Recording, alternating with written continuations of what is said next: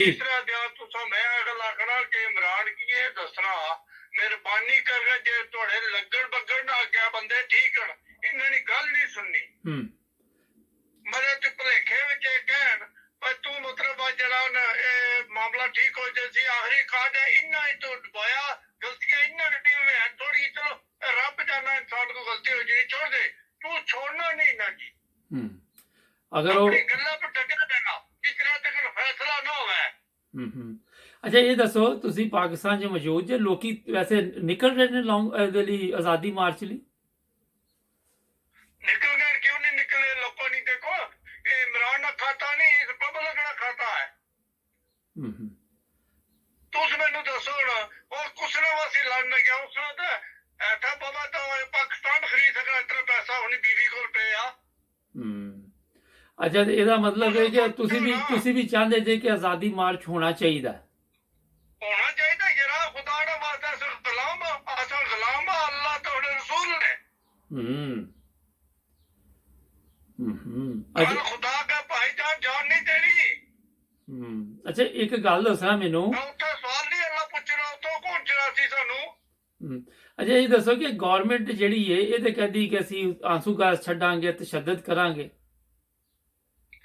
करन दे होने ना और करने वाले मैं भी उठा होने और खुदा की कसम गोली इनका जहाँ से गोली मारा मैं पुलिस नहीं मारा मैं इस चुनाव में गोली मारी थी ਇਹ ਅੱਛਾ ਇਹ ਪੁਲਿस ਬਾਅਦ ਚੋਂ मेरे को वीडियो तो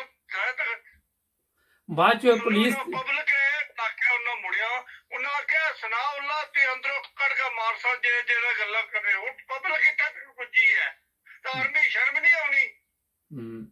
अच्छा ये दसो कि ये बाद ਦੇ ਵਿੱਚੋਂ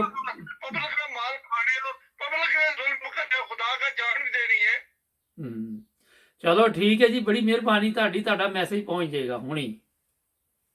मैसेज दसो देखो मन्नी नहीं किसी गल शाह मोहम्मद कराची जरूर गल अपनी ठंड कर जरा जोबा का क्या अल्लाह ताला आख्या